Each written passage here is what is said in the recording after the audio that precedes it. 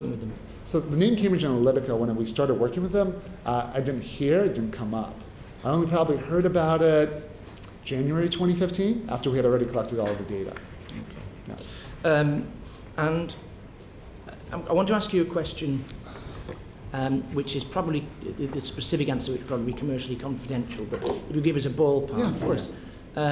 When you're selling an app to a company such as SCL, roughly how much, if I was to do the same thing at the same time, roughly how much might I be negotiating for? Which I'm sure you don't want to give away. Oh no, I can be fully transparent with this. So to provide you a bit of context, the app itself is not very expensive, because you could write this app in 3 or 4 days. It's not technically challenging in any way. Facebook explains to you how to do it. So, and there's great documentation on this. So it's the app itself, don't think of this as something that's valuable. What is valuable is the data that comes in.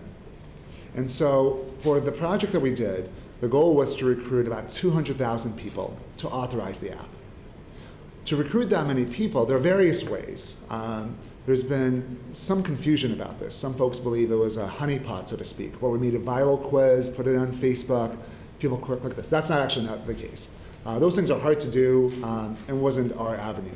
Instead, what we did was we went and we did basically a market research project where we asked a company that specializes in recruiting people to recruit 200,000 people for us to do a survey about personality and various other items. And as part of the survey, there was this login button that they clicked, and that authorized the data. So the money here, the expensive bit, is paying those users, because each person costs about $3 to $4. So obviously we were recruiting about 200,000 people, so we're in that $600,000 to $800,000 range just to pay the users. And that was indeed what SCL in this case, paid for during that first step of the project. Later on, they came to us and they wanted to get predictions. And so the predictions, now we use the data to derive predictions about people's personalities. And so for that, they paid us £230,000. And I think that I testified to that in the written statement. Yeah, and that goes to you, your company, or the university? The company. Right. Did you have any day-to-day operational contact with them once you'd handed over the app? So we ran the app.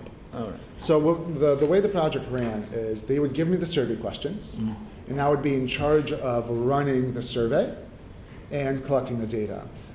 So this arrangement makes sense because this way I control the data, I receive the data, I have the data, and I can do the models on it and then deliver them what we were contractually obligated to do. And just to be clear, unlike the academic data, this had names and all the identifying data. Can I ask just one more question? Just to take you back to the introduction with SCL. Yes, sir. You suggested that Chris Wiley had given you the terms of service. Yes, sir. Is that correct? Did you deal directly with Mr. Wiley on this? Yes, sir. Were there any lawyers involved? Did you have a lawyer? Or did I did not. Chris Wiley said he was a data expert and a law expert in data law. And so he guided us and provided, and this is well documented, we can provide the committee evidence of this. Okay, thank you. Lucas. When Facebook gave you information, could you identify individuals from that information? Do you mean the data set they gave Yes. during the research project? Yes. No. Was there other data where you could identify individuals given to you by Facebook? Not through the API, I mean directly by the company. Is that correct? Not direct? You mean not through the API, not through the app, but directly by the company? Yes. No. So at no stage did Facebook give you information that could identify individuals? No. Okay. I want to ask you about your relationship with Cambridge University. Yes, sir. And I note that you started, you're a research associate and university lecturer at the University of Cambridge in the Department of Psychology. Yes, sir. And you're appointed that in 2012? August 2012. Do you receive a salary in that post? I do. And did you apply for the job? I did. Are you associated with an individual college? Yes, I am. Which college? Magdalen College. And do you teach individual students in tutorials I do. and so on. We've been talking also about the various companies that you have set up. Yes, sir. There's a number of different companies. There's two. Two. Yes, sir. What are the names of those companies? So there's Global Science Research, which is a UK entity, and then there was Philometrics, which was a US entity. Right. And when did you set up GSR? GSR was set up sometime in the spring of 2014. 2014. Yes, sir. And what about Philometrics? Philometrics, I believe we set up in the summer of 2015. And does the intellectual property relating to those businesses belong to you, the companies, or the university? They belong to me, sir. They belong to you as an individual? Well, they belong to the company. But when I set up the company, the university makes no claim on the intellectual property that's brought over. My understanding in talking to the university is, since the only thing here that's valuable is code or know-how, the university makes no claim on those things, and it encourages its faculty members to indeed start companies to commercialize their work. On the Cambridge University website, you're listed both as Aleksandr Kogan Yes, sir. and Alexander Spector. Yes, sir. Can you explain that? Yes, sir. In 2015, I was married, and my wife and I decided that it didn't make sense for me to take her name, for her to take my name. So we said, let's choose a new last name. And since we're both religious and scientists, we thought the idea of light made a lot of sense. So we're looking for something related to light. Then my father was sadly sick at the time, and one of his surgeons was named Jason Spector. And we thought that's a really cool sounding name. And it also nails down the theme of light because of spectrum. And so we decided on Spector as a derivative of spectrum, as a symbol of us going forward as a family. You know that Spectre is the evil organization in the Bond film. It's an unfortunate coincidence. Did you know that at the time? I did not. So you're not a James Bond fan? Okay. Exactly. So just going back to the app that you mentioned earlier, and we were talking about individual data from Facebook. Can you identify individuals through the API? Yes, sir. I mean, that's when you collect data through the API, a user authorizes the app. And so you can easily identify that user. And then depending on what other data you gather, you could also identify their friends. You can identify the friends? Yes, sir. As well as the people who consented? Correct. Has that always been the case? Yes, sir. Did that change in 2014 at all with the terms of service from Facebook? Yeah. So what changed was it was hard to now gather friends data. In terms of the user, you could still always identify them. So on Facebook, your name, location, gender, and birthday, I believe, are considered your public profile that anybody could search for. So if I don't have Facebook anymore, but if I had Facebook right now, I could go and search for you, sir, and then I could look at your profile, and I would probably be able to see your name and some of this other information, even if we're not friends. I think what's difficult for people, well, for me to understand, and I think other people too, is the distinction that you're drawing between knowledge about individuals that's given to you by Facebook and knowledge that you derive through the API. Yeah. Can you expand on that? So what's the difference? So the difference is when you work with Facebook directly and the data sets we got, right? They took millions of people and they averaged them together. And so you lose the individuality. You lose the differences. You just have a summary. And that's what we're working with. From a summary, you can't go back. So if we took the room here, for example, and we averaged everybody's age together, and let's just say it was 45. Yeah. Now, taking that number of 45, I cannot know your age because you're just part of that group. So, and that's the problem, right? There's no way to go back once you summarize. And Facebook gave me summary. The API you're getting your information. So I know exactly how old you are if you've given me your birthday.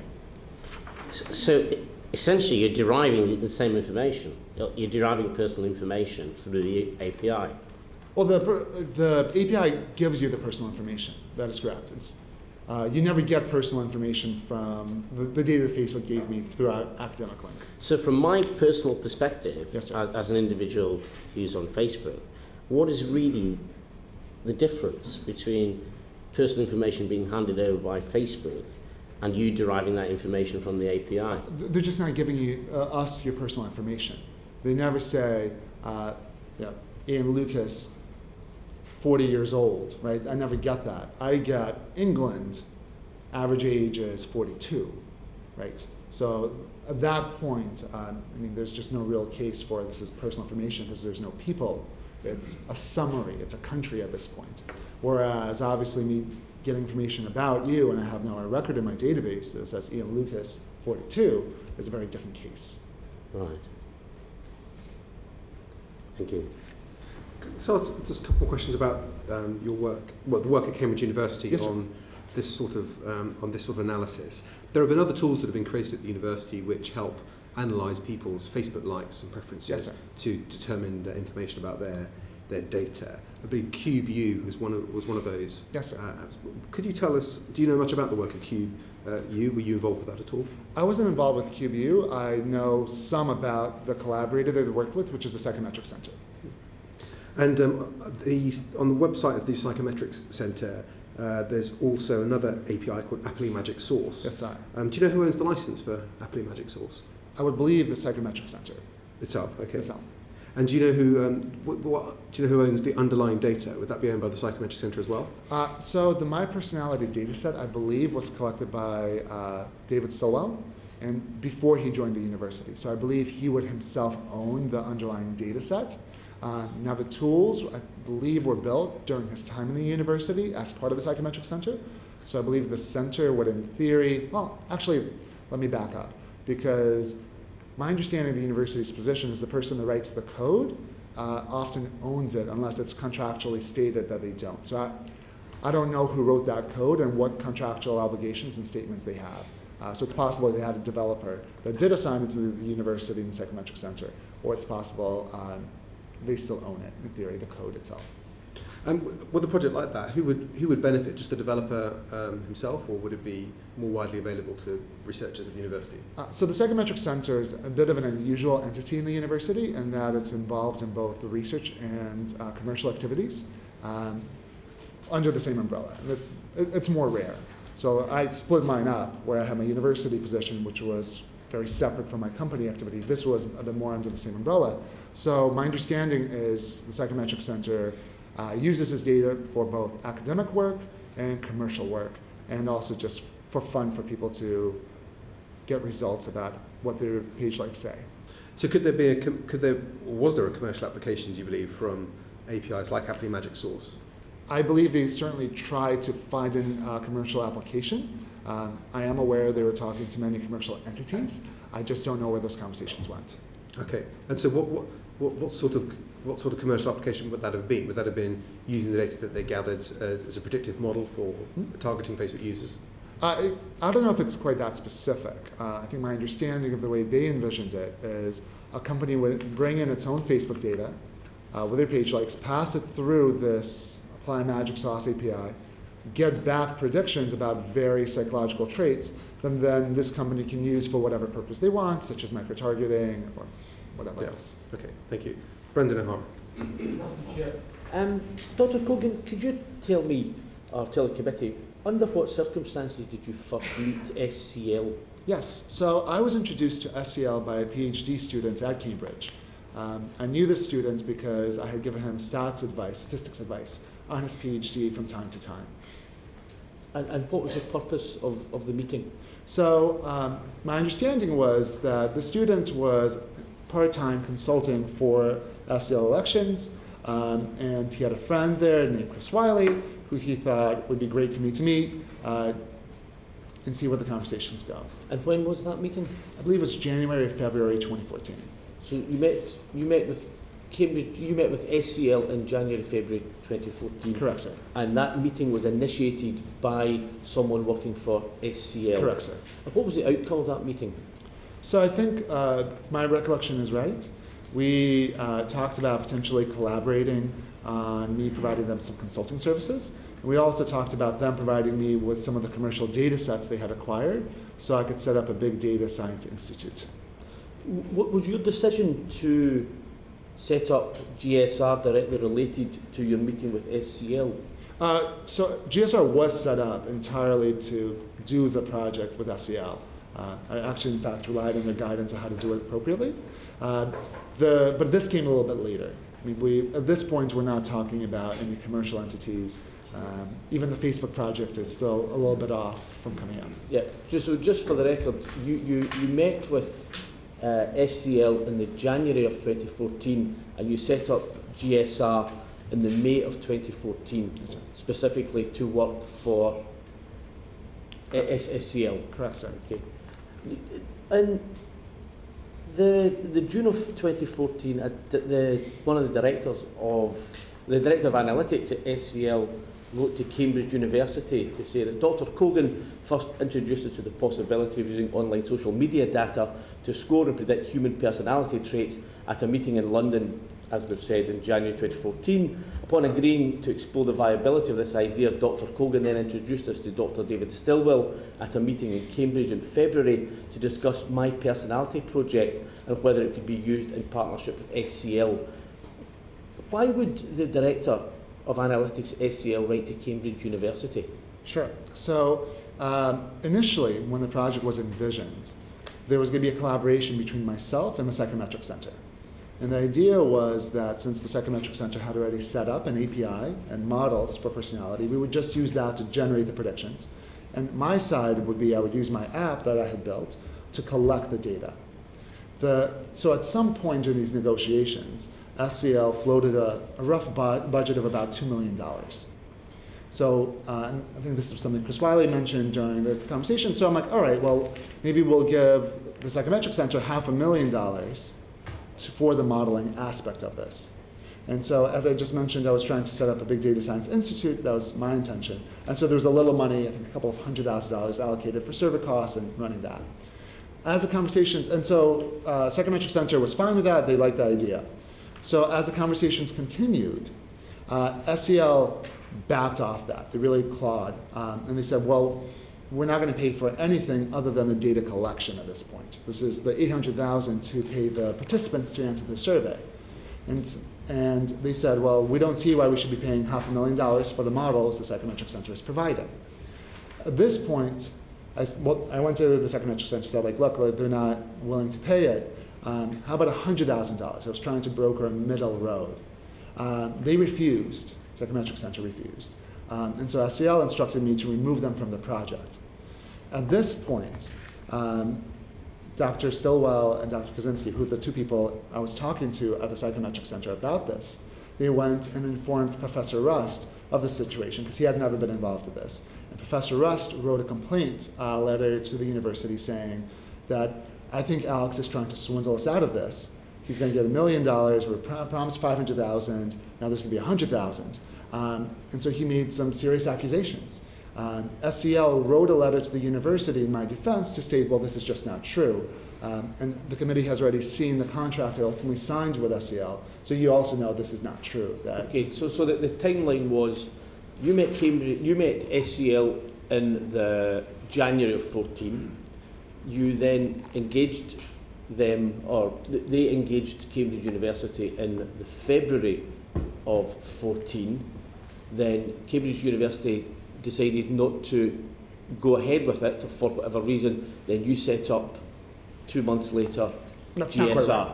So the problem with that account is it's not Cambridge University. It's this one lab at the University Psychometric Center. Well, but the director of analytics SCL in his email wrote to Cambridge University. I'm just trying to look at who he spoke to and why he spoke to Cambridge University, Okay. and then nothing to come of it, and then for you to set up within weeks GSR. Yeah.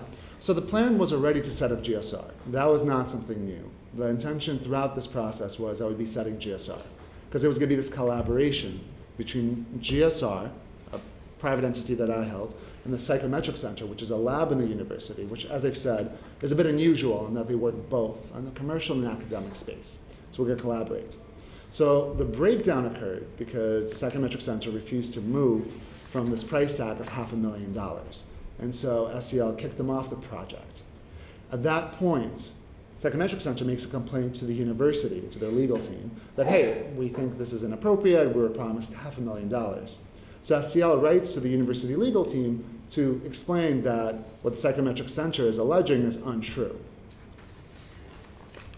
But that's not quite the account in this email, because, as I say, the then director of SCL in the February wanted to discuss the My Personality project and whether it could be used in partnership with SCL, Yes, sir. having already looking at online social media data to score and predict human personality traits. So I'm just struggling to see how one went from this meeting, what you described as a fairly informal meeting with an associate of SCL in the January to all the way through February, this great plan that never came to fruition, then you setting up GSR and working with... Sure. So let me walk through that SCL. a bit more in detail. So I meet SCL, I meet Chris Wiley in particular, and we start these conversations. And they're trying to collect many data sets, right? They're buying up many data sets from data brokers, at least that's what I'm led to believe. And so I say, well, listen, if you're interested in data sets, and I know you're interested in personality, and the interest in personality was already there, let me introduce you to the Psychometric Center, who hold a very big data set on personality. So this is the My Personality project. So I facilitate a meeting for them to start that conversation. SCL is at this point interested in acquiring this entire data set. So they're interested in acquiring this data set, but David Stowell, who owns the data set, as we've already discussed, decides not to sell it to them. And the grounds were that he collected that data by telling people it was going to be for academic work, and so he felt it would be inappropriate to sell it. All fine so far. At this point, myself, David, and Michal Kaczynski, who's also the part of the Psychometric Center, propose an alternative plan where rather than using the data set they already have, we would use just the models they had built to make predictions. But we still need data to feed through these models. So I would collect the data through GSR, so that was always the plan, and feed it through these models that the Psychometric Center owned, which is the applied magic sauce, and generate these predictions about personality.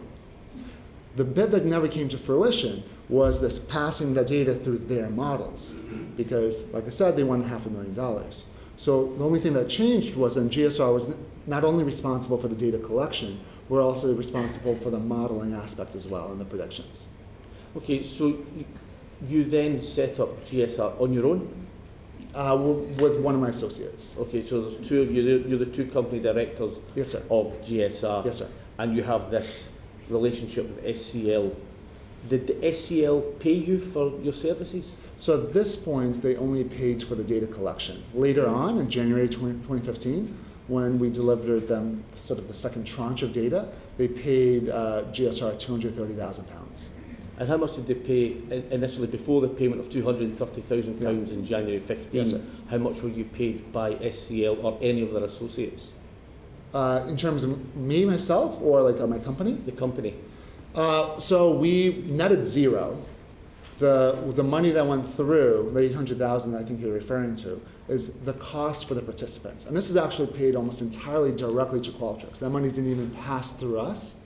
So we would get an invoice from Qualtrics, we would give it to SCL, and SCL would pay that invoice directly. SCL, I think, gave us maybe £20,000, if I recall correctly, to pay for the servers that we were running on Amazon Web Services. But all that money was entirely for that, and we had to match anything we spent with an invoice.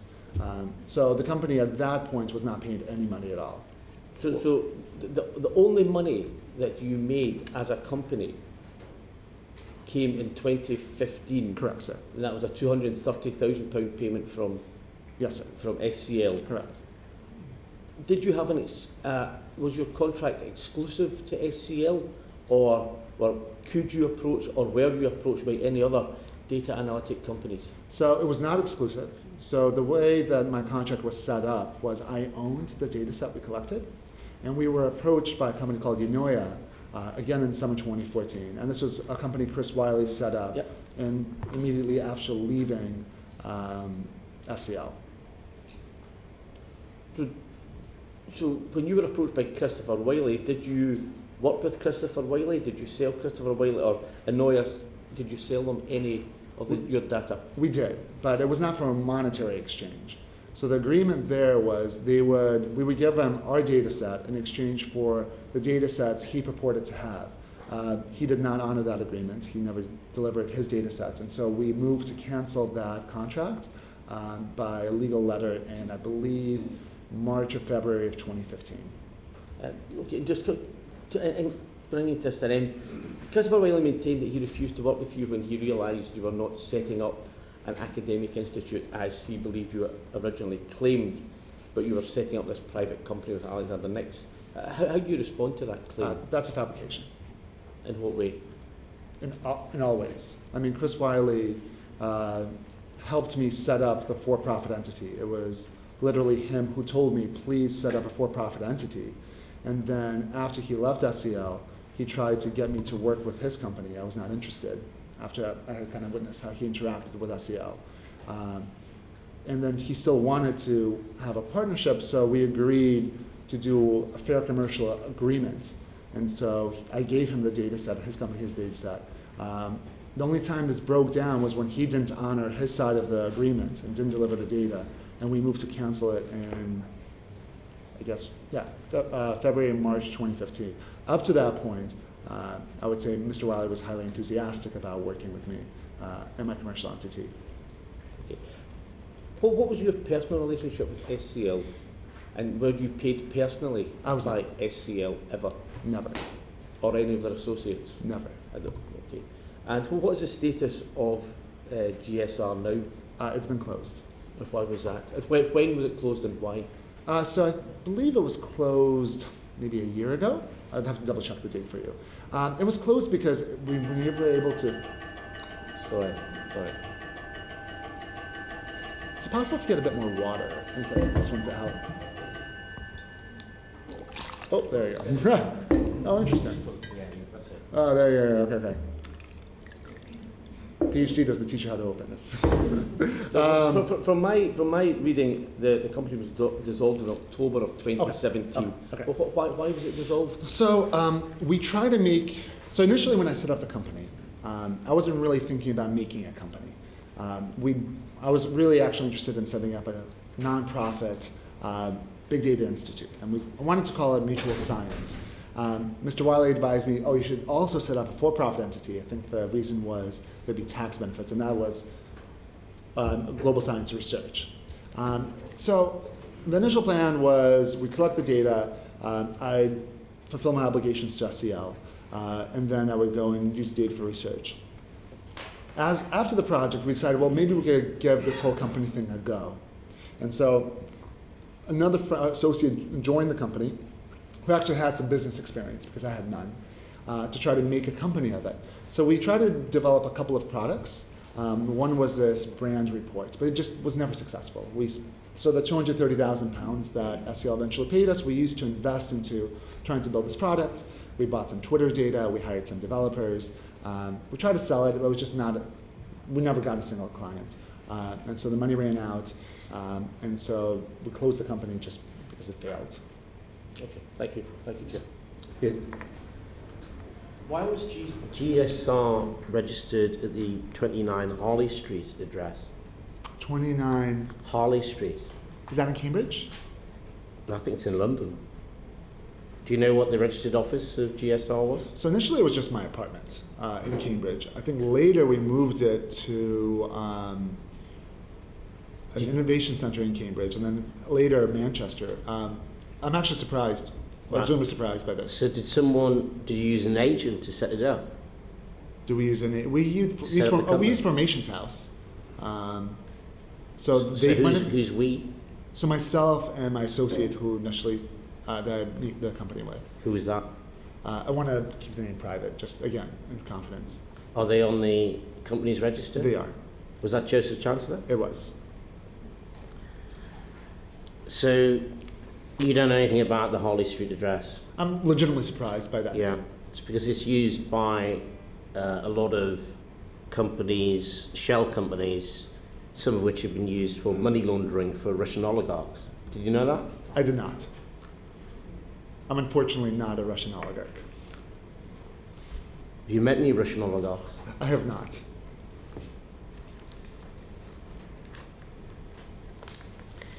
Did SCL ever tell you that they would be using the information that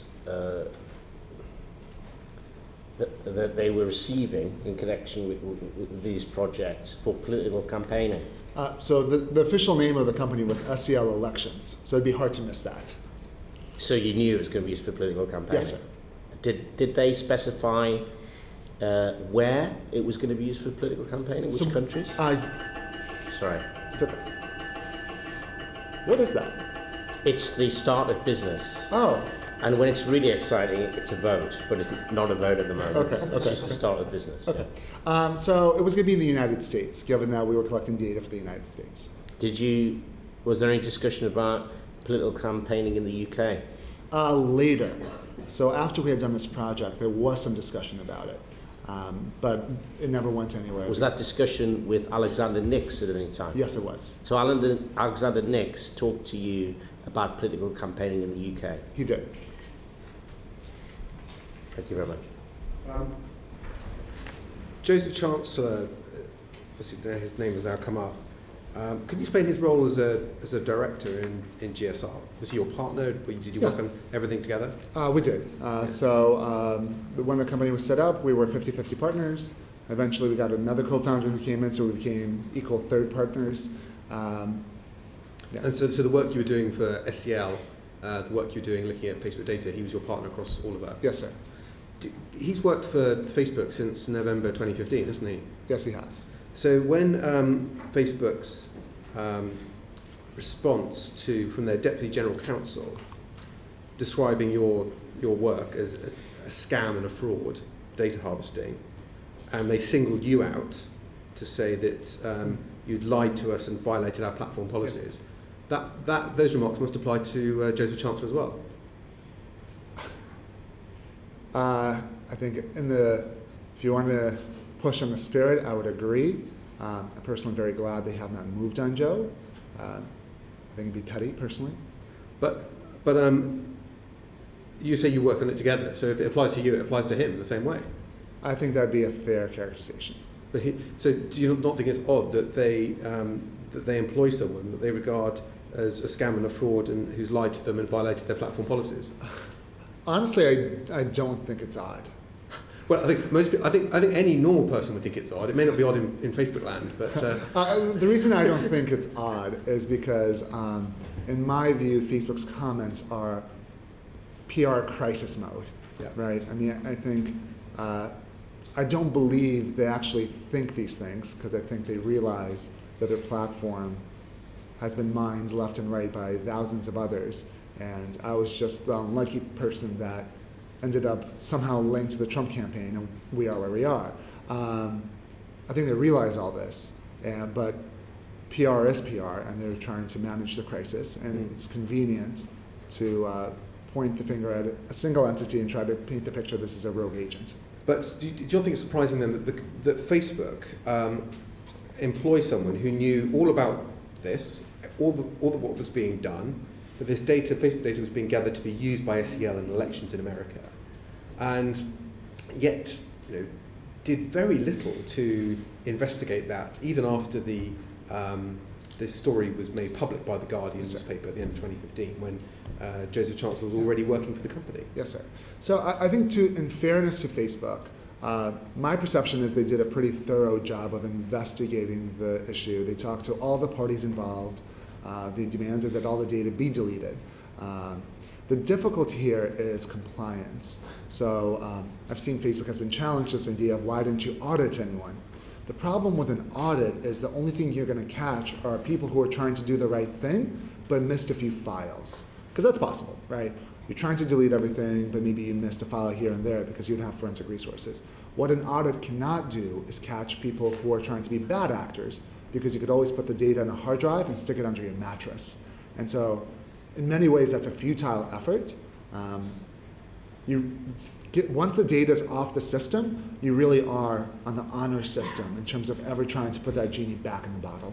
And would you agree with, Sandy Parakelis gave evidence to the committee a few weeks ago, and he basically said that you can never really, once the data's gone, it's gone. You know, and that you could, even if the original data set is destroyed, the derived value of the data could never be recovered because it then exists in a new form. Would you agree with that? So Facebook asked everybody to delete the data and its derivatives. So I think if you are careful in scope and really make sure anything that could be considered a derivative is deleted, you could delete that. The problem is you're still on the honor system, because if somebody decides not to, and I think in this case, I think that there's evidence now to suggest that somebody decided not to be honorable in terms of all the parties involved and didn't delete the data. It's very hard to ever know that until there's a PR crisis or somebody sees it and they get a tip. Yeah. But certainly the data that you acquired was used during the Ted Cruz campaign, wasn't it? I believe so, yes. SCL admitted that as much to me. Do you believe that the derived data was also used in the Trump campaign in part as well? I can't know. But you think it'd be likely? I would actually think it'd be unlikely, personally. Well, given that they've already said that they used data from the Cruz campaign and the Trump campaign.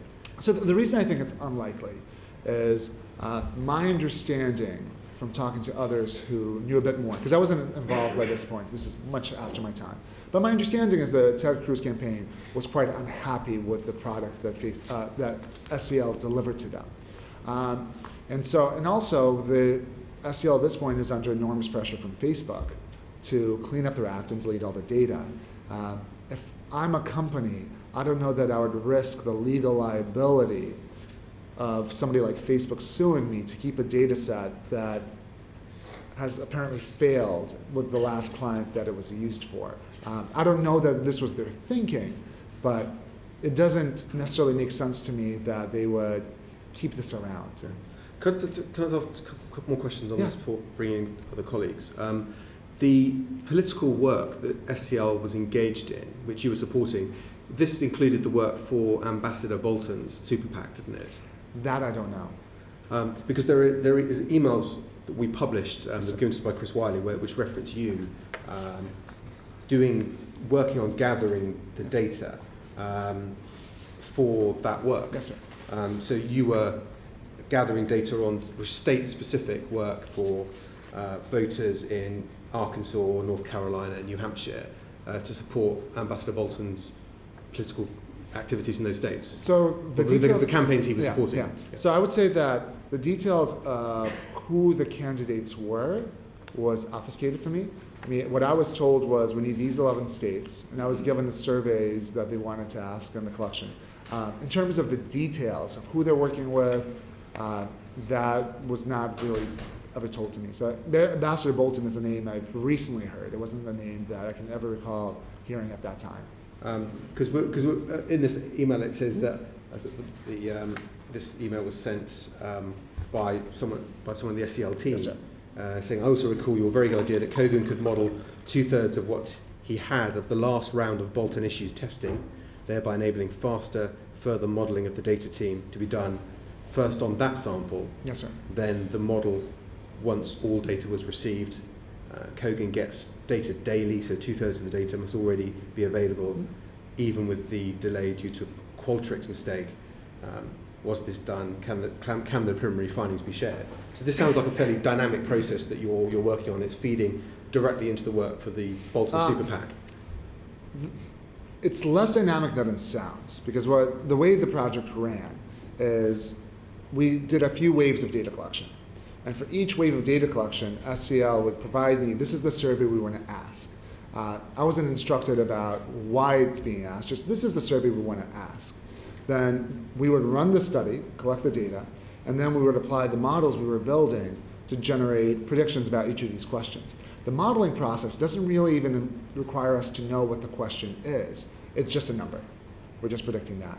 So, but you being told, so when you described it earlier on, the surveys being set up, you've got a company going out, yes, sir. getting the bulk audience you need. That may sound like, to some people, when they heard you talk about it earlier, that may sound like a reasonably indiscriminate process.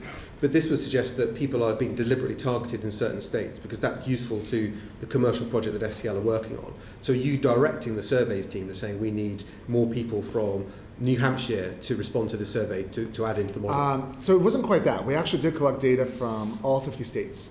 It was closer to the indiscriminate because the goal was to make predictions about as many people as we could. And in this case, for those 11 states, I think we delivered a couple of million people, 2 or 3.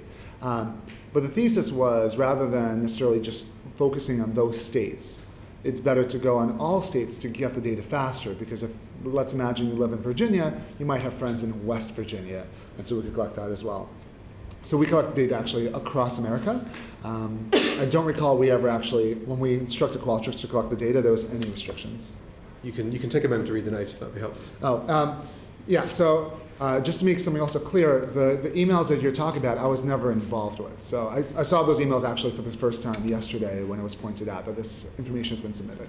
Yeah, but you're clearly interacting with the people that are in the email chain because you're working for them. Yeah, so I'm interacting with certainly the SCL team. Yeah. So it's, if you can imagine, SCL is in between here, and I guess the Bolton Super PAC is on one side, they're instructing them, SCL is instructing me, but there's no communication between these two entities. And quite honestly, not even an awareness of this side. Yeah, but I mean, from our point of view, that doesn't really matter to us, because whether you had direct interface with the Bolton team, because this is clearly a project that SCL are undertaking on his behalf, and you're clearly playing a vital role because you are gathering data that's being inputted into the tools that are used to support that campaign. Yeah.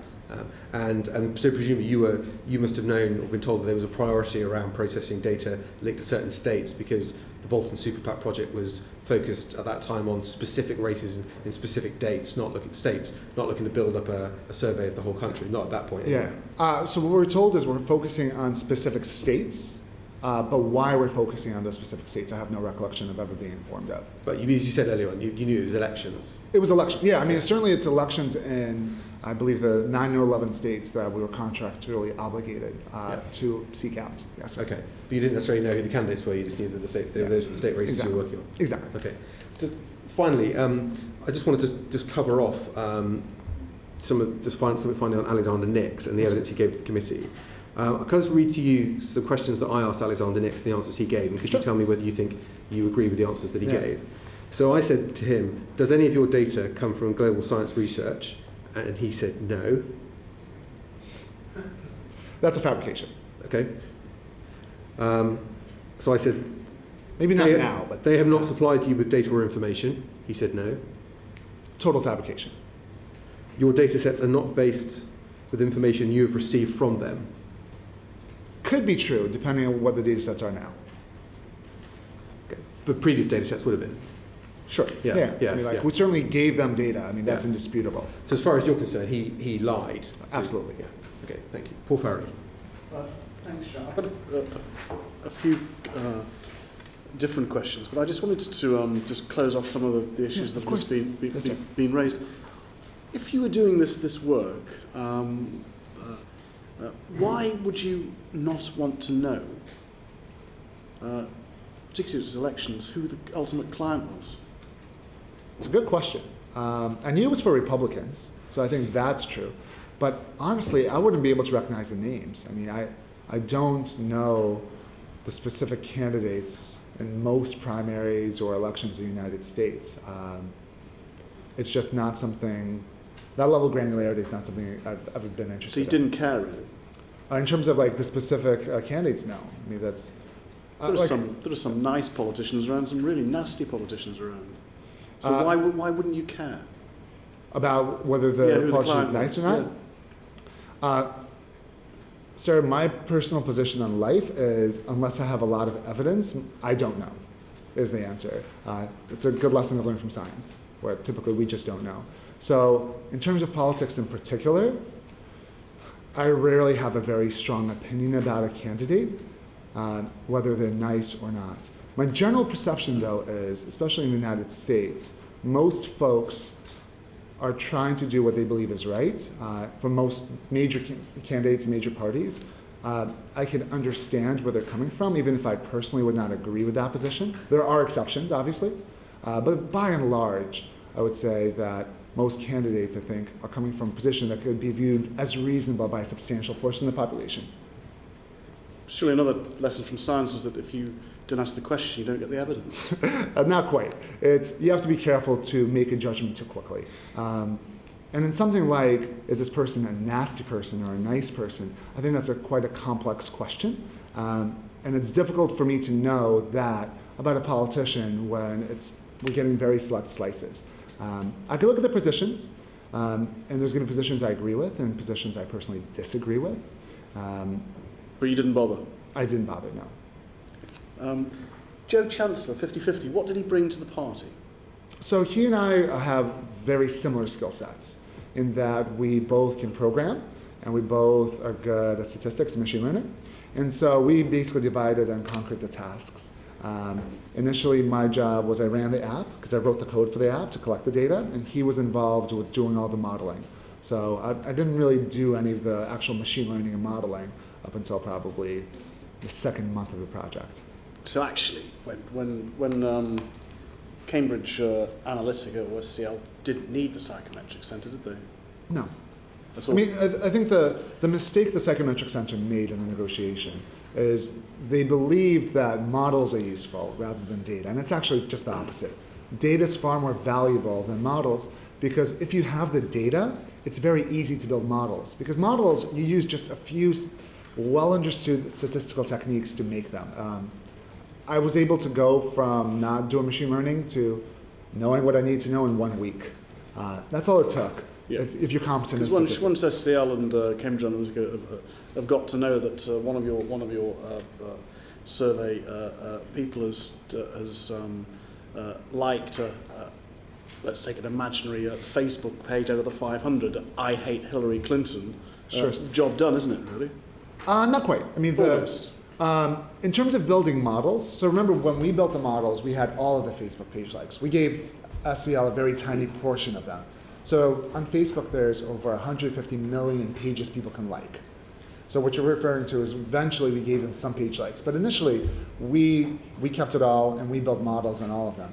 There isn't some knowledge required and expertise required to understand how to do it correctly, but it's very noisy. Okay. And Mr. Chancellor was joined Facebook in 2015. Yes, sir. So, how did you come to work together, and how did he come to presumably take an offer from Facebook that he couldn't refuse? So he came to me as a postdoc to my lab. So my previous postdoc got hired by Facebook actually, and so we needed to replace him. And so we were recruiting for a position. We published it publicly, and Joe applied. My previous postdoc actually had a relationship with Joe. They had met before, and so he highly recommended Joe. And so he came to work with me that way. And initially it was just in the lab research, and then we decided to do the partnership in terms of business. The Facebook side came about because Joe had another baby. So he was already a father, and he had a second child, and he needed a real income. And obviously startups are very risky. And so he decided to go try to find a tech job. And we had a good relationship with Facebook. We recommended to Joe to Facebook, and he interviewed, and it went well. Yeah, and GSR, just the final question. Yes, on loose ends. GSR has been wound up. Yes, sir. You didn't take a salary from it? Never. Did it cover many of your expenses? It covered a few expenses as far as travel a couple of times, but negligible. And when it was wound up, was there any surplus left to be distributed? There was. So when we started GSR, we put in 9,000 pounds. When we rounded up, I think it was around 8,000 pounds. But none of the £230,000 was left in it? I mean, it was just, yeah. What happened to that? So it was spent first on developers trying to build that brand product that failed.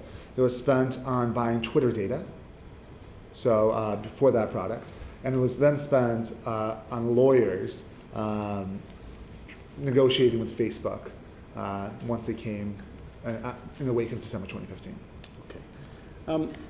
With regard to your app, which you wrote, one of Yes. the way it worked, one of the neat tricks was it could get into people's networks Yes, and sir. get friends. So you pay a couple of dollars and you get, depending on how many friends they've got, 1,000 for the price of one almost. So I think the average was closer to between 200 to 300 people, but yes. So, but that was the smart mathematical trick, really, in terms of numbers. Yeah, it was the efficient way of gathering data on Facebook at the time. Could you just explain for people? I only use one Facebook app. I play Scrabble, and I spend far too much time playing Scrabble. It's a great app. On Facebook. But on my Facebook, I've got a setting that only friends can see my friends. Yes, sir. When I do if I were to do one of your surveys, I've not become a friend of yours, have I? So how does it actually technically work that you go from the survey down to see All the friends. my friends? Presumably, if I'm on that setting, Yeah, sure. and not just that only I can see my friends. Yeah, so from 2006 to 2015, the Facebook API, one of its core features was that you could gather data about the user and the friends. And I think the thesis was that the data is highly innocuous and it's basically public if all of your friends can see it. So the information that we could gather through the API about a user's friends was only things that the user can see and the rest of their friends can see. So for example, your wall post on Facebook is something anybody can see that is a friend of yours. But your private messages is only something you and the person you're talking to can see. So the first class of data you could share, but the second class you could not, because that's not information I would have. So at that point, as long as A, it was something visible to me as your friend, and B, your security settings permitted me as your friend to share that data, we could collect it. And it wasn't really a trick, it was a core feature of the system at that time. Central to what you were doing. It was central to what we were doing, it was central to what a lot of companies were doing. Sure. Okay, but I want to come on to terms and conditions in a moment. But Yes, sir. when I'm getting a couple of dollars for a server, I'm not aware that effectively I'm making you one of my friends, and therefore you can see all my friends. It's become a bit of a surprise. So it's not quite that I'm becoming one of your friends. You're granting me access to data about your friends. Yeah. Which is the same thing. I think on the Facebook platform there's a distinction. The other thing is you would be aware of the data we are gathering. So when you go and say, I want to log in, and it says GSR app would like to collect some of your data, it tells you explicitly the things we want to collect. And Facebook controls this workflow, and they'll say, we want to get your name, your location, your page likes, and we want to get the same information for your friends. So that would be quite front and center in terms of the type of data being collected. Okay, can I, just looking at the terms and conditions of, Yes, sir. of GSR and This Is Your Digital Life, your second two apps which we use Yes, sir. commercially. There's Magdalen College, which you mentioned before, and St John's Innovation Yes, sir. Centre. They're both University of Cambridge establishments. So Magdalen College is just where I lived. So the St. John's Innovation Center is a commercial business center. Right. So we got a mailbox there. So initially when I set up the company, I just registered it literally where I lived, and then we moved it to be at the Innovations Center, just so once we got our new business partner, so you could get mail from there. But it's undeniable that Magdalen College is a Cambridge University. Yes, sir. Okay. Did you have to get, what sort of approvals do you have to get when you register from the university, when you register companies on their premises? I did not get any approval. Does Cambridge insist on Not that I'm aware of. approvals for companies? Not that I'm aware of. So, and therefore, if no approvals were needed, presumably then the university was not insisting that it knows it's quite clear what companies are doing that are registered on its premises. I think that would be an overstatement in my view, because just because a company is registered doesn't mean you have a crystal ball into what the company is doing in terms of activity. No, the point I'm making is if you didn't go through any approval process, or the university doesn't have one, or if it did, I wasn't aware you of didn't it. go through it, Yeah. then there's no opportunity to ask questions about what the companies are doing and whether the university approves that a company that is doing a certain thing is registered on its premises. Yes, sir. I would agree with that. Okay. Can I... I'll just go back to this email before moving on. In terms of the payments, Yes, sir. is there any reason why in this email to you that John Rust, the head of the Cambridge University Psychometrics Centre, would describe what you were planning as a get-rich scheme at their expense? Paranoia. You got the wrong end of the stick. Huh? I mean, quite frankly, they're not here with me today because of greed. It's ironic, but John, as I was describing before, initially Mr. Wiley floated a budget of $2 million. That eventually got clawed back, and John just didn't believe it got clawed back. We now know that it did get clawed back because you have the contract in hand. So essentially the payment, apart from the $230,000 for your role in this, was to keep the data. So the $230,000, that came as a second agreement later. No, but essentially your reward for doing this, it was to keep the data at the end. Oh yeah, oh yes, exactly. Which you could then use in your academic life, or? Correct. That was part of the deal? I mean, that was the deal. I was rewarded with data. Okay. You say in your evidence that you've had university ethics approvals for all of your academic work. Yes, sir. Did you have university approval for that deal? For the commercial activities? Yes. So there's no real mechanism for a company to go out and seek ethics approval for a commercial deal. I mean, the university oversight is over academic activities. This fell outside of that. But this was a deal in which your reward was data that might be used in academic work. It could be. So the process normally with this sort of situation is that if the activity from commercial activity, it generates a data set and you want to bring it into the university, then you try to take that data set and you bring it into the university through a data transfer agreement, and we're in the process of doing that afterwards and working through some of the issues with the university. But I've never heard of anybody who runs a company trying to get ethics approval for a data set whose primary function was really a commercial enterprise, because I mean, our primary deliverable here, first and foremost, was the obligation to pay out to SCL.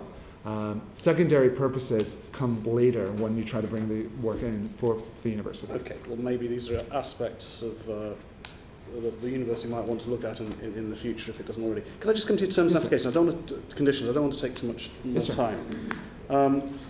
On the GSR, clause 3,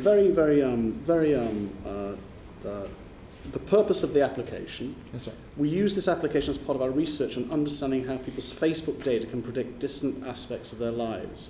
Your contribution and data will help us better understand the relationship between human psychology and online behaviour. Yes, sir. It's not quite the real purpose, is it? It's one of the purposes. I mean, so looking back, I mean, I think I should have been much more critical of the document. I didn't write it. It was given to me, but where I failed, I think, is I was not critical enough of reviewing especially that clause. I was assured that this is what we need to do to make it commercial. I think if we had... The primary purpose was political. I mean, that was one of the purposes. I mean, the way I understood at that point is you write these things broadly so you have broad scope to do what you will with the data. Because in truth, there was a variety of things that was planned. One of them was political, another was academic, third became some of the other commercial activities we gave. If we had to do it again, I think I would have insisted to Mr. Wiley that we do add politics as a use case in that document. Well, it wasn't Christopher Wiley's company, it was yours and Mr. Chancellor's, wasn't it? So, and the point 3 on the This Is Your Digital Life app is pretty much the same. The purpose of the application yes, sir. is... yes, sir. But it's misleading. So it's a misrepresentation of the... I think it's broad. I think it's not specific enough. Broad. Yeah, and it's so you're asking for why didn't we go outline specific use cases? Because I think the politics is a specific use case. I would argue that politics does fall under there, but it's a specific use case, and I think we should have. I don't imagine anyone who got paid a couple of dollars would read this.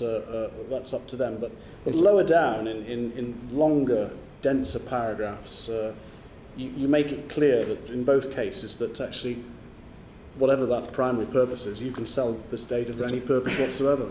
Yes. So, how does that sit in terms of representing what you're doing to people? In which way, sir? Well, prominently telling them the truth, what the real purpose behind this behind the survey project. was. Yeah. I mean, I think in terms of speaking the truth, the reality is, as you've pointed out, very few people, if any, read this, just like very few, if any, people read terms of service. I think that's a major flaw we have right now, that people just do not read these things. And these things are written this way. Look, fundamentally, I made a mistake by not being critical about this and trusting sort of the advice of another company. As you pointed out, GSR is my company, and I should have gotten better advice and better guidance on what is and isn't appropriate. But immediately the data that you were able to get from people taking your services was passed on to SCL Elections for a purpose that was not made clear in the application terms and conditions, and actually a purpose that never mentioned politics at all. In fact, was completely misleading, if anyone had bothered to read it. Yeah, so and quite frankly, my understanding was this was business as usual and normal practice for companies to write broad terms of service that didn't provide specific use cases. So I'll give you an example. I doubt in the Facebook's user policy it says users can be advertised for political purposes. It just has broad language to provide for whatever use cases they want. I agree with you that this doesn't seem right, and those changes need to be made. Just want to come to your, I'm winding up now, your 60 Minutes interview Yes, sir. on the 22nd of Yes, sir. April. So, I mean, from the text of that, you accept that you broke Facebook's terms and conditions? So that was cut in an interesting way, but let me just elaborate a bit on this. Is that a yes or a no? Did I break the terms of service? You accept that you broke? I do not. You do not? I don't think they have a developer policy that is valid. That's a different answer. But for you to break a policy, it has to exist and really be their policy. The reality is Facebook's policy is unlikely to be their policy. It's what's in black and white. Do you accept you broke the term and conditions of Facebook as laid in black and white, irrespective of how they enforced or whether or not? I just don't believe that's their policy. Okay, that's a. If somebody has a document that isn't their policy, you can't break something that isn't really your policy.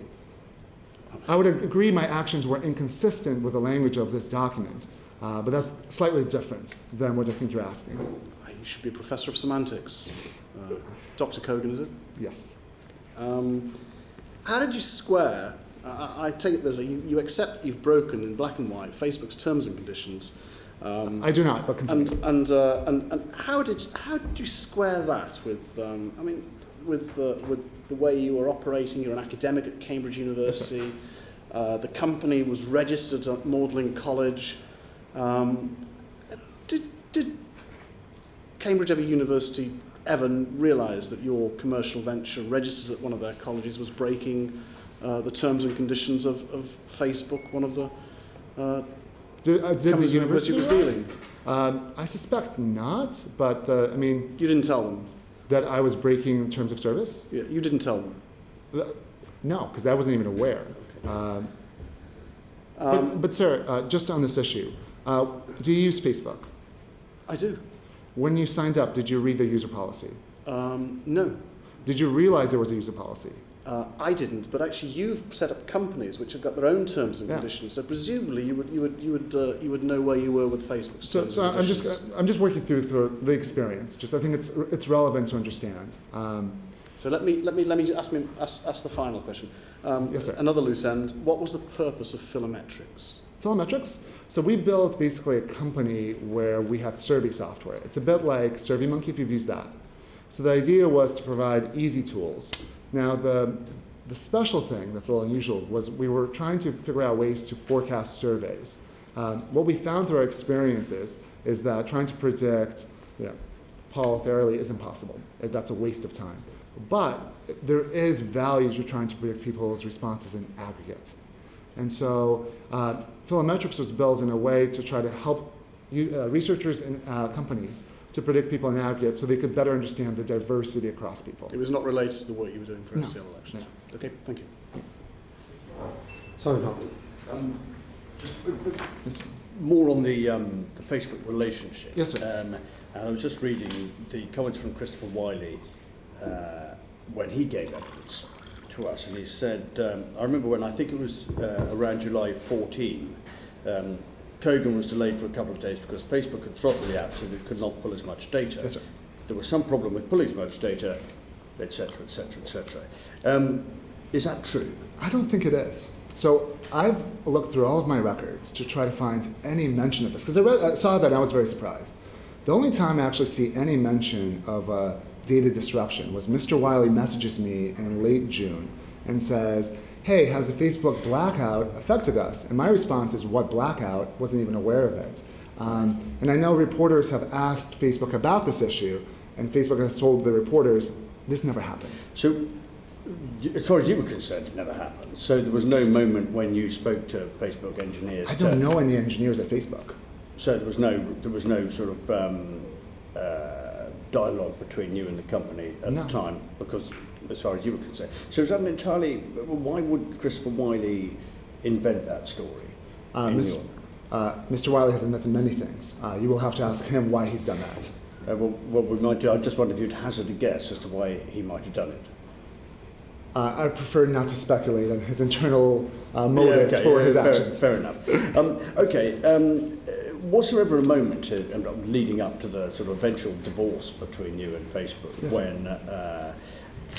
when Facebook engineers, who you said you had begun to wonder, at what stage did they start to rumble you? At what stage did they think that you had started to breach the terms and conditions? And what dialogue, how did the dialogue go?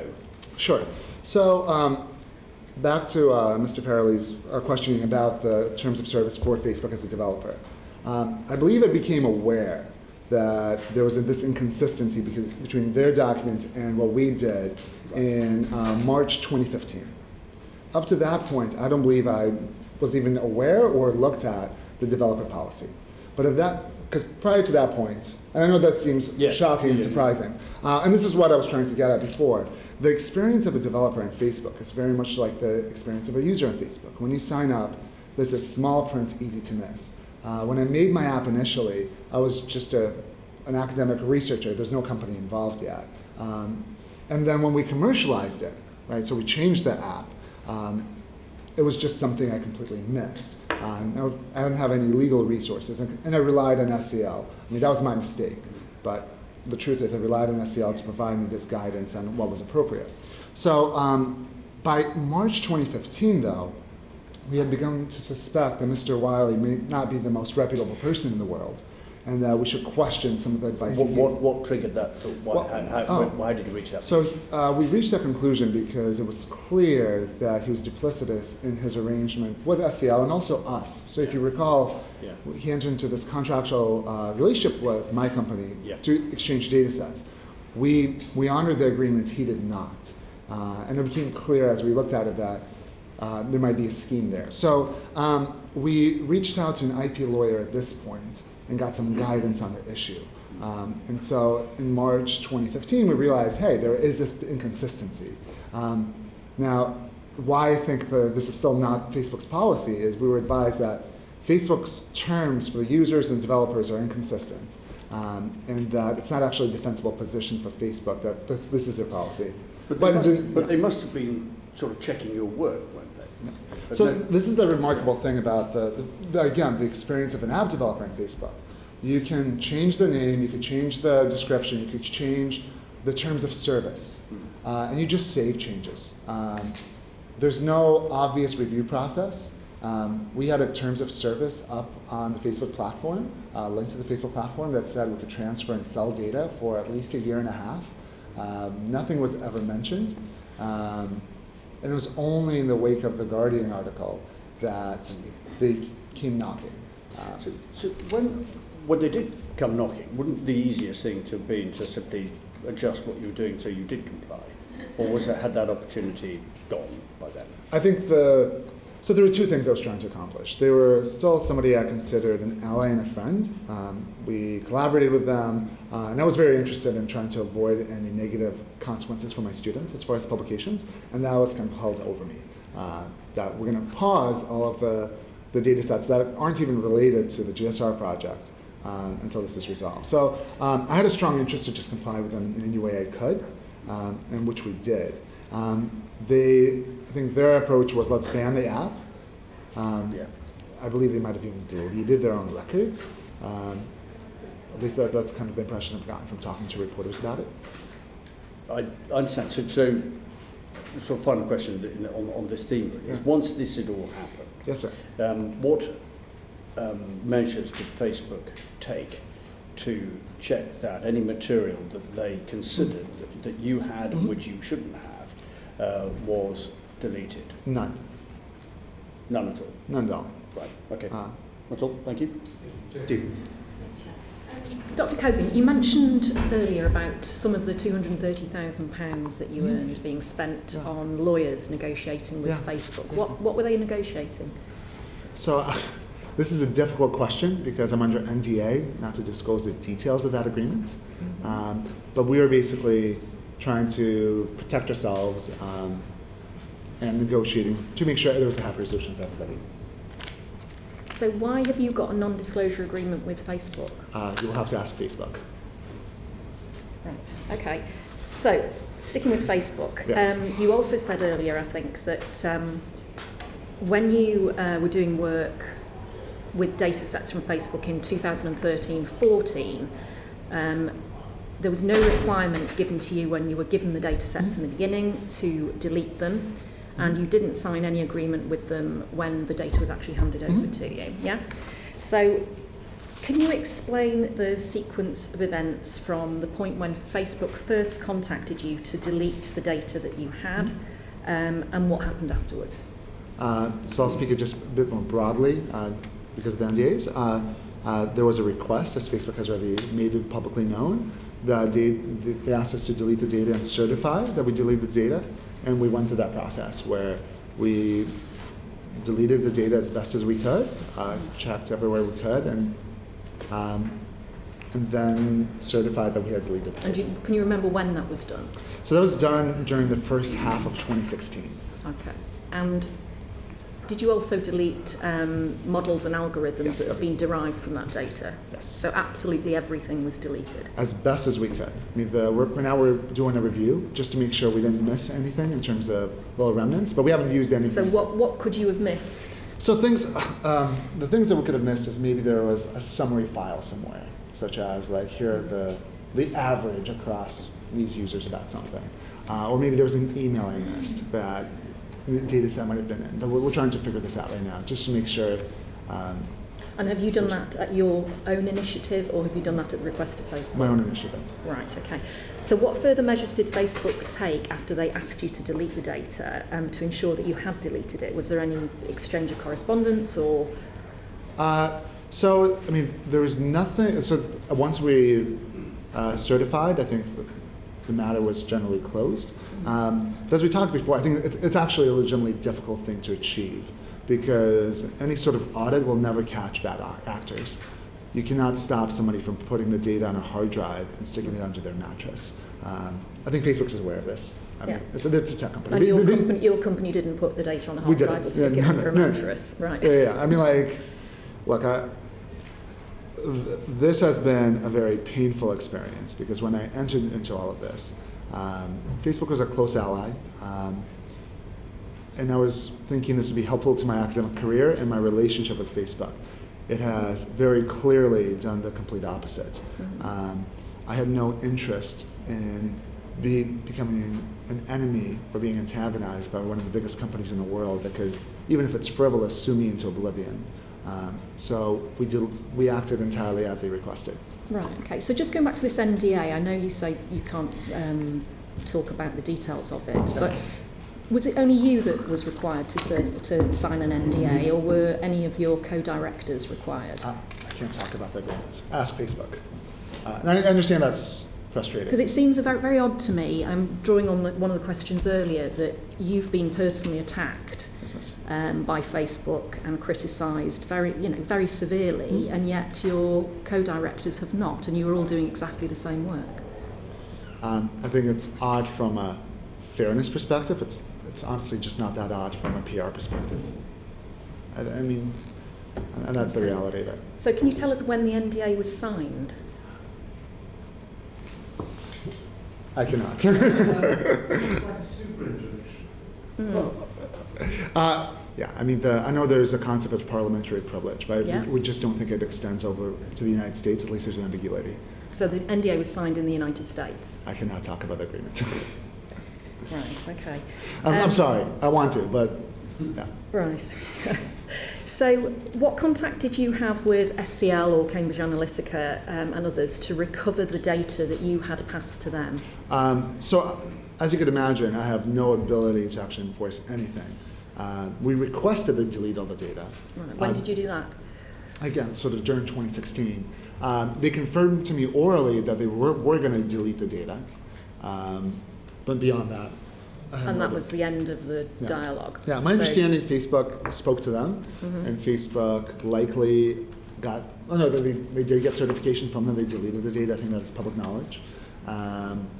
But beyond that, I think it's very difficult to make sure that SCL didn't put the hard drive under the mattress, so to speak. Okay. And so can you confirm to us for the record that you don't continue to hold any data or derivatives from your Facebook apps? I can confirm that as far as we know, we did the best we could to delete it, and we're just double checking. I don't want to say that definitively we don't have it until I'm done checking. And we're obviously in a tricky spot where I can't delete anything right now, given the nature of the situation. Okay. Yeah, but I can confirm for the record, I have not used anything from this data, and I knowingly did not keep anything from this data following the request. And I'm just making sure we're thorough right now. 100%, yeah. Okay, and finally for the record, how many other companies did you sell or give your Facebook data to? So the data was given to the following entities. It was given to SCL, and the data set that was given to SCL was restricted in the sense that there was very little raw Facebook data. The data was given to Unoya, Chris Wiley's company, and that was more broad because we gave them the raw Facebook data. So that's probably the biggest data set there. We gave an anonymous version of the data set to the University of Cambridge through a data transfer agreement. And then we shared a derivative data set with a researcher at the University of Toronto who I was collaborating with. But this data set was based only on the people who had taken the survey, not their friends. And it was all predicted data rather than any sort of raw Facebook data. So it wasn't the actual profiles, and it was, again, all fully anonymized. I can confirm that we did our absolute best to delete the data set from the University of Cambridge, because that was in my lab and I could control that. And I could confirm that the researcher that we gave the data set also deleted it. Right, but not SCL, Unoya, and University of Toronto. You can't. No, also the Toronto I could confirm. I think. Right. Yeah. Okay. I'm well assured that that happened. The two ones that I'm less confident in are SCL and Unoya. Okay. And when you share that data, do you have written agreements with those organisations when you enter into that arrangement? Absolutely. And do your written agreements contain any clauses relating to the necessity to delete data at the end of project? At the end of projects, no. That's just unusual, I'd say, because typically we keep the data set because there could be further usage for it in other areas. Yeah, because you were pretty upset that Facebook wanted you to delete the data, didn't you? You wanted to be able to keep it for your PhD projects and research. Yes, so, miss. Yeah. So in future, do you think you would include A deletion clauses for others? in agreements? Yeah, for if you're handing over data to other companies. I doubt I'm going to be in this position in the future, to be honest. I think in the future, we'd be very careful before we gave data to anybody. And would have very strong restrictions on how the data is given and limits on scope. I'd have to think about in terms of deletion. That's just not an issue I have really considered in terms of like time boxing it. But I think it'd be very likely it'd be something I would want to include. Yeah. Okay, thank you, Dr. Kogan. Could you just tell us a little bit about your work with Aggregate IQ as part of your work with SCL? There's nothing to talk about. I never even heard of them up until about a month ago. Okay, because they were the project for the Bolton Super PAC, Aggregate IQ, were working on with SCL as well. So this is something I know now. That was not something I was ever aware of. So you aware that, did you ever work with the Ripon tool that Aggregate IQ developed for? So when you were processing the data that you were gathering from the surveys, how was that being used? You said earlier on that there were tools that had been developed at the University of Cambridge that could have been used to process the data but weren't. We know that Ripon was the tool that was used by SEL, created for them by Aggregate IQ to process data. So were you, if you like, loading the data that you were gathering into Ripon for them to use for the Bolton Super PAC? I don't really know what Ripon does. I could say what we did, which was we used a piece of software called R, which is just statistical software. We built models, we made predictions, and we saved them into basically Excel files. And they're CSV files, but think of it as Excel files. We would zip this up, password protected, and send it off to SEL. And separately, I would provide them the password. What they did with these Excel files, I have no idea. Who was kind of like your handler at SEL? Who was the person that you interacted with? Yeah, so there was a woman named Sabitha, who was the project manager, who I interacted with mostly. Yeah, indeed, she's the author of the email that I quoted from earlier on. She's the author of, so obviously she's referring directly to conversations she's had with you. But other than that, I mean, obviously Chris Wiley you've discussed, but with other members of the team you met with regularly? So I met a couple of times with a few other folks in their data science team. Again, for the privacy, I prefer not to bring their names up. But there were like a few of the data scientist folks, for sure, because Sabitha is a project manager, but the other folks are actually handling the data, and so I'd be interacting with them mostly. And did you work with Jeff Sylvester at all? That name does not ring a bell. Okay. I just wondered whether there are people that we now know as Aggregate IQ or AIQ, but actually we just might at the time just been considered to be part of SEL. There's nobody I'm aware of from Aggregate IQ that was part of SEL that rings a bell anyway. Like, I think I could account for pretty much everybody I interacted with, and they are not in any way involved, as far as I know. And with the SEL members you work with, based either in the UK or the US? For that? UK. They're all UK. UK. Yeah, okay. I mean, almost everybody I interacted with was a former PhD student from Cambridge. Yeah. Okay. Just for the record, it'd be quite useful if you could explain to us why was Facebook data so important to the work you were doing? My work as an academic, or my work here as for SEL? Well, both, if they're different. Okay. Sure. So, as a social psychologist, I'm interested in understanding people. One big problem we've had in the field is we typically recruit undergraduates in psychology departments and study them and try to understand people. As you can imagine, the undergrad in a psych program is not the most representative human being alive. Thank God. Yeah, it's a pretty big flaw. The reason we do this is it's expensive to do anything else. And the field's been long disillusioned with this, but this is a big problem we have. The interest in social media and big data in general for me was, can we overcome this fundamental problem? Can we get to studying people? Facebook was interesting for two reasons. One, it had a relatively open API, so you could get a lot of data on a lot of people. And two, the Facebook user base is very representative. I think in the United States it's 70 or 80% of the adult population. There's very few other data sets that are this representative of people. So that's why I was personally interested in, from an academic angle, of trying to solve this problem. For SEL, I think the interest in Facebook was that they could gather, again, a lot of data because it's a pretty open API. Beyond that, there's no real reason it has to be Facebook. And if I could just add a bit more, because I think a little bit more context matters. So we already talked about how they were interested in acquiring the My Personality project. Another thing that was happening at the same time was they were thinking of going out and measuring personality through phone surveys. The plan, I believe, was to call people up and ask them 10 items to measure their personality, which is just very, very noisy. So this was an alternative where you could use online methods, but you could still get a pretty big sample, and you balance out sort of the randomness you could do with phones, but you have a much longer survey.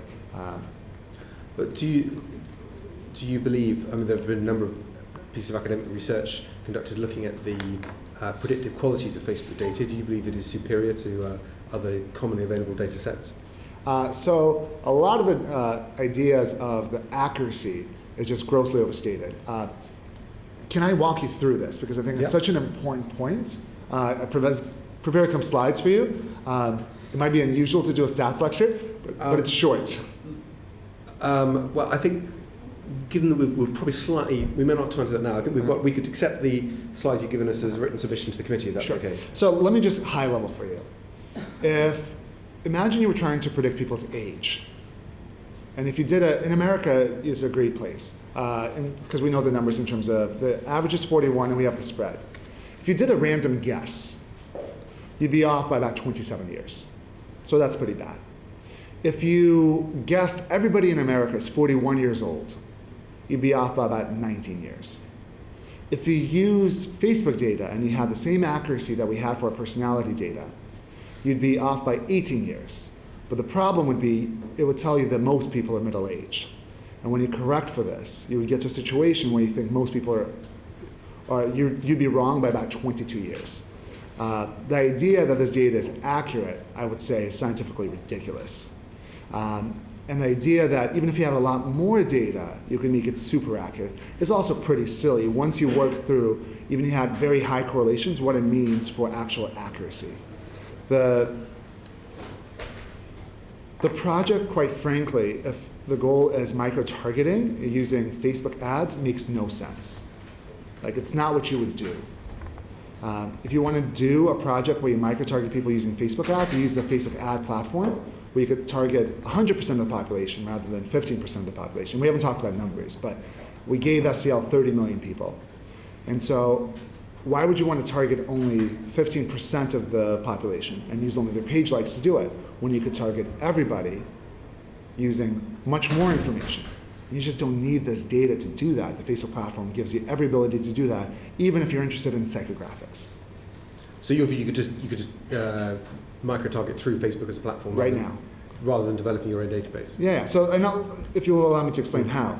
So the proper way to do this project, if you wanted to do it right now, if you wanted to say, I want to target people with ads related to personality, right? Like, I want to target the real extroverted people. All you do is you go recruit 10,000 people. You don't collect any Facebook data at all. You ask them for their email addresses, and you ask them to fill out a personality survey, 10,000 people. Then you say, what are the 2,000 that are the most extroverted? And then you take their email addresses, and you go on the Facebook ad platform, and you say, Facebook, please build me a lookalike audience. And what they're going to do is they're going to take those 2,000 email addresses. They're going to find the people on Facebook that match those 2,000 email addresses. And they're going to then use all the data they've got, or a lot of the data they have, to figure out who are all the people like this. And this way you will find everybody who's an extrovert, potentially, based on the predictions. And you would use a lot more of the Facebook data rather than page likes. The fact that my understanding is they try to run Facebook ads from this. This project is just a waste of time and a colossal waste of money for them from that perspective. But isn't the point, it's the linking of someone's Facebook data to other personality indicators as well? And then the ability to go back to Facebook and say, I've got a group of people, together with this last week, people saying that actually once you've got your working data set of individuals, you can then use Facebook tools to identify more people who are like the people in that set. You don't even need to do that, because like you said, just get their email address for 2,000 people and get who are the real extroverts. Because the problem is, the predictions we made about personality are incredibly inaccurate, really, really noisy. So if you try to take these highly noisy predictions and select who are the extroverts, you're going to select a lot of people who are not extroverts. So when you go back to Facebook and say, hey, please build me a lookalike audience on this really, really noisy group, it's going to give you a really, really noisy group. It just doesn't make sense. So in that case, what was the value of the project you were doing for SCL? Given what we know now, nothing. Literally nothing. They hired you as an expert, and you designed a survey that you say is worthless. Is that correct? So, and it's all about the use case, right? So I was very surprised to learn that what they wanted to do is run Facebook ads. Like, this was not mentioned back then. They just wanted a way to measure personality for many people. But if the use case you have is Facebook ads, it's just incompetent to do it this way.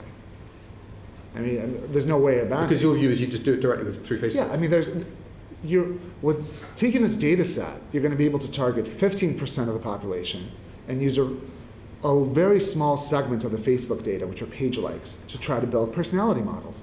well, why do this when you could very easily go target 100% and use much more of the data? It just doesn't make sense. But so I was interested in how you sold this to them. And do you look back on your work then and say you were mistaken in the value you placed on this type of work? So the idea that I sold them is it's a strong statement. They were already really interested in personality. And I told you they were going to go and call up people, try to measure their personality through this phone survey. So what we gave them was an alternative to tackle this problem. Now, what they did with it is the surprise.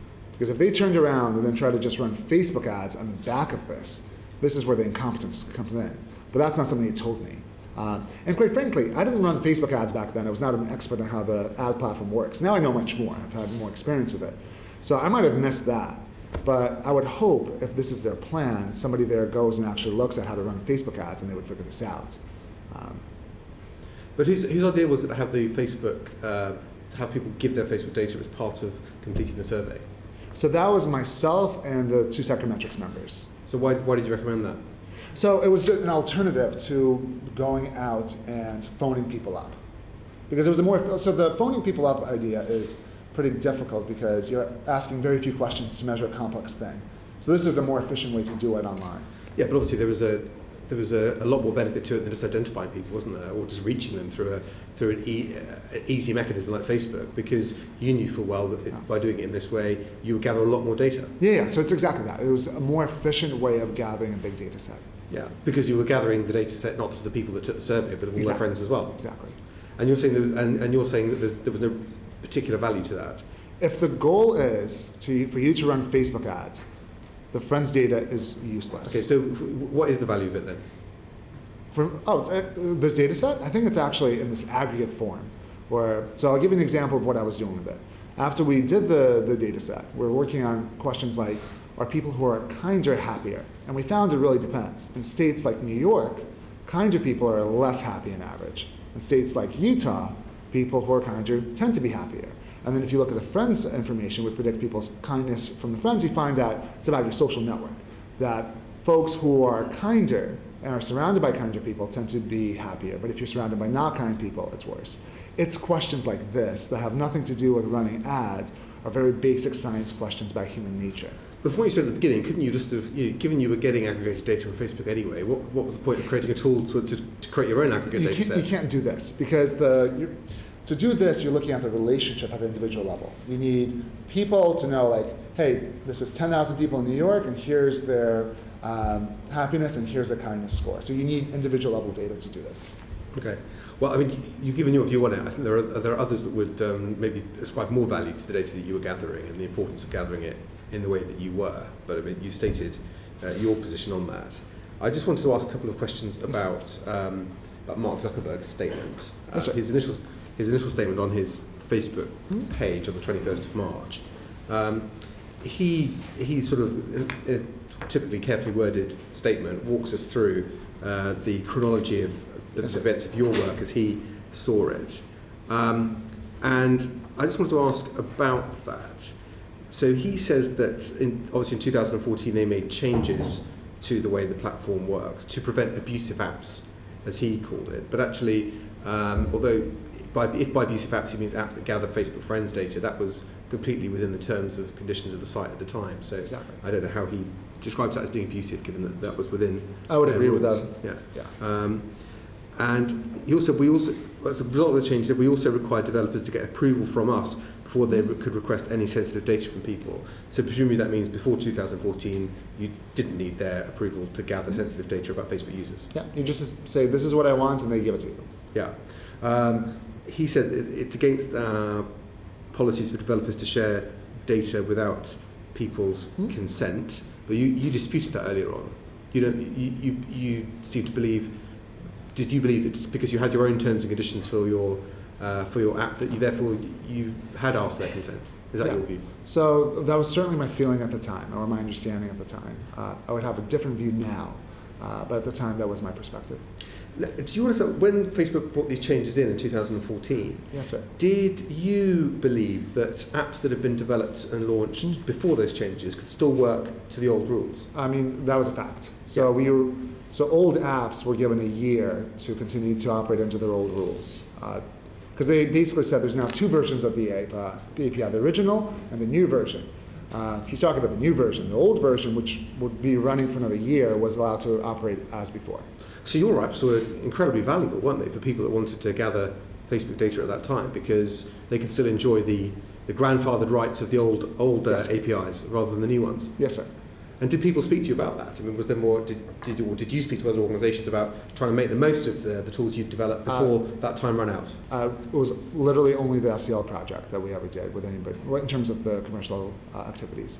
Okay. We didn't talk to anybody else afterwards to collect more data. Just that was it. Yeah. Okay. If I could just ask, I think there's a final set of questions we have now. Just want to ask about some of your other work. Yeah. As well. Whilst you were at University of Cambridge, you also worked at the University of St. Petersburg, didn't you? Yes, I had a loose affiliation there. What was at what time period were you doing that work? Yeah, so in I believe summer of 2013, a couple of my friends wanted to visit the St. Petersburg, so I went along because Russia's actually a pretty hard place to go without a Russian speaker, and I could more or less speak Russian. So while there, I visited the university to say hi, and this is kind of a typical thing I would do in most places I visit. So after that, they said, hey, let's set up some kind of collaboration. So then they invited me out to do some talks, I think a year later. At some point, some of the researchers there applied for a grant from the university. And I believe they put my name on it. They thought it would help. And they got it. I didn't read this grant. I didn't write this grant. I can't write in Russian. I could barely read in Russian, very slowly. So they got that grant. I was invited out to do a couple more talks. I did a workshop on statistics. That was it. I think we had maybe 1 or 2 meetings where I gave them a bit of advice about the project. I never was part of the data collection. I never had access to the data in any way. So what was the you described some of the work that was done. What was the thesis that you were working on? What was the subject matter? So, and I won't say me because it's really them. I don't want to take credit for somebody else's work. But I believe what they were tackling was how do we curb cyberbullying? Yeah. How do we stop people from being mean to each other online? Okay. And so, when was this work being done? What was the? I want to say it was between 2014 and 2016. Okay. And that's right. I would have to double check. So sort of following on really from the work you were doing with SEL. To an extent, yes. Overlapping a little bit. Oh, yeah, for sure. Yeah. And did you was Cambridge University aware of the work you were doing? Of course. At St. Petersburg. Before I accepted any position, I went to my department head in the university to make sure everything was fine. And are there any requirements to notify other authorities that you're conducting research work in Russia? So you certainly didn't. So you just you only informed the university itself. Yeah. Did you engage? Who else in Russia outside the university was aware of the work you were doing? I have no idea. I mean, I only interacted with like 3 or 4 researchers there. Beyond that, I have no idea. Yeah. Is it? I mean, obviously, Russia has been the subject of our investigation as well, and there continue to be questions around that. Is it possible at all? Because maybe if you travelled with a laptop that contained data and information, the people in Russia could have gained access to, benefited from work you were doing for SEL. You don't travel with this data set in your laptop. This is too much data. I lived in a server in Portland. Okay. It just doesn't make sense. And there's no way for that to be remotely accessed? I mean, if somebody wants to hack Amazon, go for it. But then, just hack Facebook. Yeah. I mean, I think that's mostly a ridiculous idea. Yeah. Okay. Thank you, Paul Farrelly. Just your accent's American, so and then we've got Russia coming up. So you moved to the States as a child. As a 7-year-old. 7-year-old. Yeah. Okay. From. So I was born in Moldova, and then. Place I'm still trying to get to. Has some great wine. I haven't been in a long time. I actually don't know much about it. So yeah, we immigrated when I was 7 years old from, I believe, Moldova, actually. What did you, just curious, your mother and father do? So my father was a programmer, and my mother is a seamstress / fashion designer. The motives for a move was, A, the country had just fallen apart, and B, we were getting death threats on account of my father being Jewish. So we're either going to move to Israel or we're going to move to the United States. And I believe we went through as Jewish refugees. If my recollection is correct, one of the Jewish programs in the United States sponsored our plane tickets. So, and is your work at St. Petersburg now finished? As far as I know. So when St. Petersburg comes up, it's Yeah, you have to switch the alarm bells off because it's just pure coincidence. it's just pure coincidence. Okay, thank you. Do you know whether or not any GSR data was used by the Vote Leave campaign in the referendum? So I don't know, but I don't know why they would, because we only gave them data for people who reported the location in the United States. Right. Okay. And your team is non-US, isn't it? What do you mean by non-US? Well, are they all based in the United States, your team? The GSR team? Yeah. No, we were in Cambridge. You're over here, but Yeah. you're processing US election data, aren't you? So we're processing Facebook data, and so I think, we process So Facebook data. outside the jurisdiction of the US. So US citizens' data being processed outside of the US. So this bit is a little tricky because the servers where they were set up were in Portland, Oregon. So if you just keep in mind that there's now cloud, right? So the database was in Portland, Oregon. We collected the data through the servers in Portland, Oregon. The modeling, I'm not exactly sure where it was done, either here or there. So it's your company doing the modelling, but Yes. you don't know where it was done. So it was either here or the US. It's entirely possible it was here. I mean, I would think it'd be probably safer. I think when we delivered the files, especially the second version, we gave you a physical hard drive to SCL. So do you accept that if it's processed here, it's processed outside the US jurisdiction? So US citizens' election data processed outside. So the only thing is just the elections bit. Data certainly being processed outside of the United States. Mm-hmm. It's just, I'm not sure I would characterize it as elections data because there's no election results or anything like that. I just don't know the technical definition of election Okay, data. political. But even there, I fear that's a technical term in terms of how it's defined, and I don't want to commit to legal language that means a specific thing when we're speaking colloquially. Does that make sense? Okay, and I'll have one more try on the NDA, which is was it signed pre or post the data breach in 2015? What do you mean by data The breach? Facebook data breach. What do you? So the Facebook users' data being passed and used through GSR, SCL, Cambridge Analytica. I cannot answer that question. I thought that might be the answer. Okay, But I mean, worth a try. But you could piece together the timeline, I think. Okay, Right. thank you. Just a few more questions, Yeah. Dr. Kogan. Just to cover it off for the record, the work that was done through the University of St. Petersburg, who funded that work? The university University itself? itself. Was that from a particular, often universities you apply to particular grant pots in particular institutions? Can you elaborate a little bit more about where that money came from within the university? So I honestly don't know. What I've read is that the Russian government gave just sort of a block grant to the university and then they divvy it up, which is pretty normal practice, obviously, in every country. Yeah, so if the Russian government have given the funding to the university, normally it's with the view of commissioning certain types of work in the subject that it has an interest in academic So work being in done the on. UK, that's how it works. In the US, that's how it works. I think in Russia, it's actually much more generic, where it's a big block grant, and then the university is responsible for actually commissioning specific projects. So I think that's actually a distinction between the two.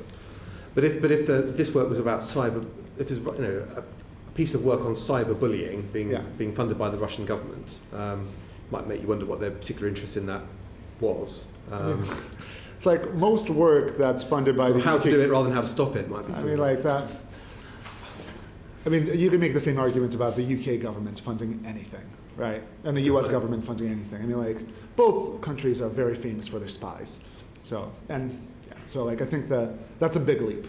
Well, obviously there's a lot of work done analysing the interference of Russian agencies in foreign elections and the creation of networks of bot accounts and trolls to intimidate people. Of course. And I mean, there's a long history of the United States interfering with foreign elections and doing the exact same thing. So, I mean, unless you want to argue that... Well, no, what I'm saying, are you saying it's equivalent? Are you saying that the work of the Russian government is equivalent to the work of the United States government and you couldn't really distinguish between the two? Is that your opinion? In general, I would say most, or sort of the government's the most high profile. I am dubious about the moral scruples of their activities through the long history of the UK, the United States, and Russia. Trying to equate them, I think, is a bit of a silly process, but I think certainly all these countries have engaged in activities that people feel uncomfortable with, are covert. And then to try to link academic work that is basic science to that, if you're going to go down the Russia line, I think we have to go down the UK line and the US line in the same way.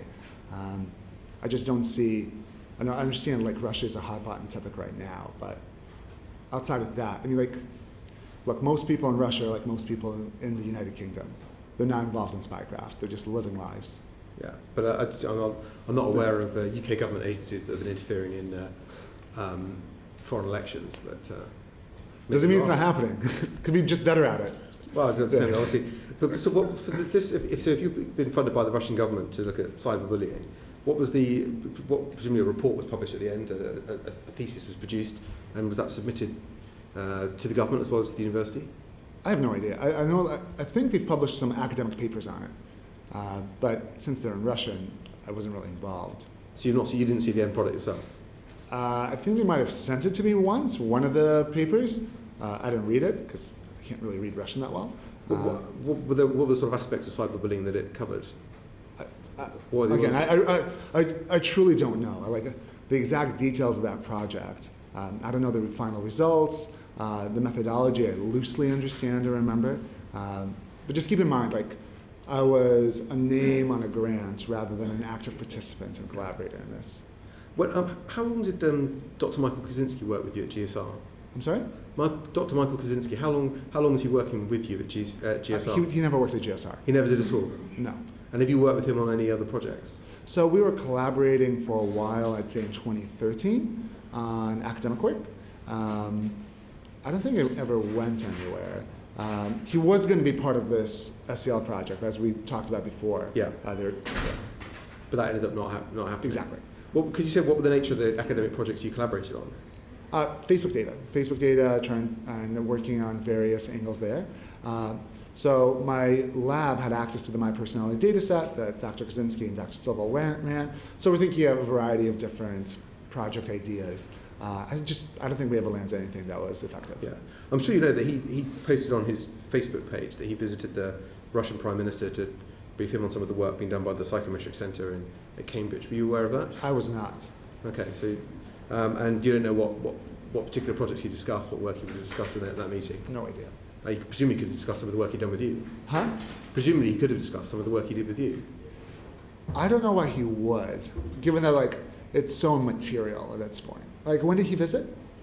I'm sure I can get the dates for you, I'm just curious. but I don't have the printout of the page in front of me. But no problem. Okay, but I think that probably concludes the questions that we have, unless any members want to come in. Dr. Kogan, thank you very much for your evidence today. We're very grateful. Thank you for being here.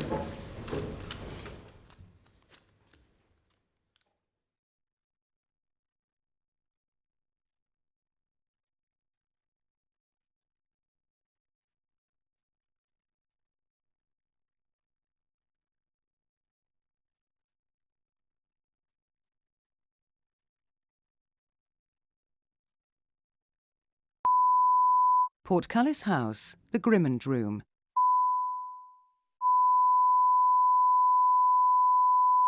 Portcullis House, the Grimmond Room.